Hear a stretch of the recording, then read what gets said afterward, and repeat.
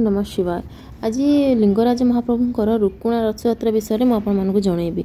लिंगराजंकर जो रुक्कुणा रथयात्रा अच्छी एक प्रमुख वार्षिक उत्सव जहाँ ओडिशार भुवनेश्वर में लिंगराज मंदिर में पालन कर रुक्कुणा रथयात्रा पुरीर रथयात्रा ठारू मध्य अधिक पुराना यात्रा। रुक्कुणा रथयात्रा आमर अशोकाष्टमी दिन आरंभ होता है एवं चैत्र शुक्ल द्वादशी दिन शेष होता है। किंवदंती कौन कहूँ चलती जानिबा। पौराणिक किंवदंती अनुसार रामचंद्र रावण को हत्या कर सीता को उद्धार करथिले। रावण ब्राह्मण होइतिबारु रामचंद्र को हत्या दोष लगिला। सही पापरू मुक्ति पाइबा से कुलगुरु वशिष्ठ कथा अनुसार एकाम्र क्षेत्र को जाई रामेश्वर ठारे हरिहर बा लिंगराज प्रतिदिन पूजा कले। यही उपासना प्रभु लिंगराज संतुष्ट होई बर चाह बोली रामचंद्र को पचारे। रामचंद्र उत्तर में महादेव को कहले, चैत्र मास शुक्लपक्ष अष्टमी पुनः बसु नक्षत्र देवदलन रथरे बसी सदाशिव बा लिंगराज देवी रुक्कुणा बा माँ दुर्गा जी मूल पार्वती जी अटंती एवं स्कंद को धरिकी रामेश्वर मंदिर आसबे बोली रामचंद्र तांको बर मागिथिले।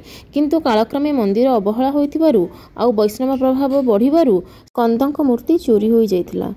भक्तों मनोवांछा पूरा करने आ दर्शन देवा लगी लिंगराज महाप्रभु रामेश्वर मंदिर को 5 दिन रथयात्रा आसी था।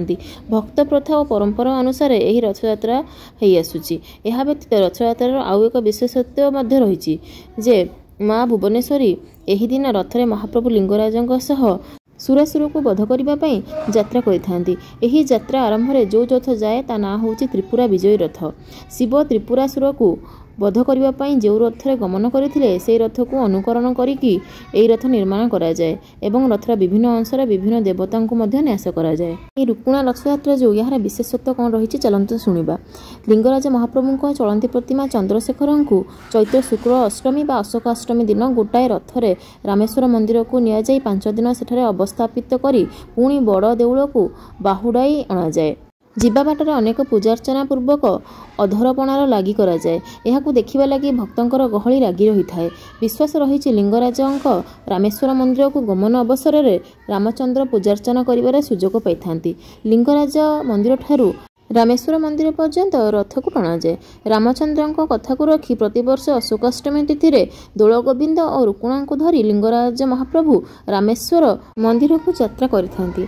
एही रथर उच्चता 50 फुट एवं एथिरे 4टी चक 2टी ओरा 16 नाहाका दंडा विशिष्ट रथर नाम रुक्कुणा बा रुक्कुणा रथ। एही रथटीर विशेषत्व हेउची रथटी अणलेउटा।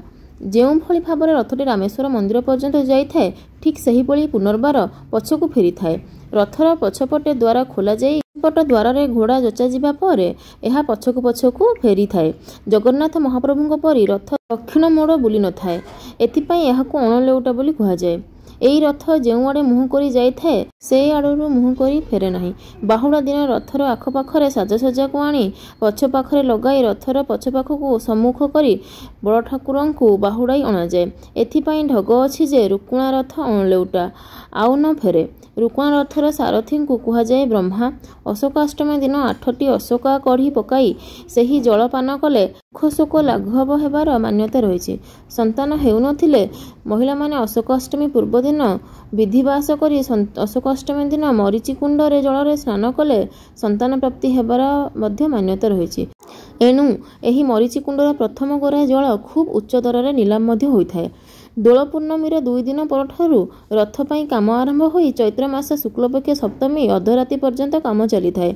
एथिपाई महाप्रभुंकर स्वतंत्र महाराणा माने कार्य करिथांती।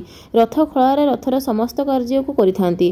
रथयात्रा पूर्व दिन भोर 4टारू मंगला आरती आरंभ होई अबनासी नीति रोषपाक साहाण मेला दर्शन महास्नान सूर्य पूजा द्वारपाल पूजा बल्लभ पूजा माँ भुवनेश्वरी पूजा सकाळ धूप भोगमंडप बेशसज्जा और दिन 2टा सुधा महाप्रभु लिंगराज वासुदेव और माँ भुवनेश्वरी बा रुक्कुणा पहंडी होता है।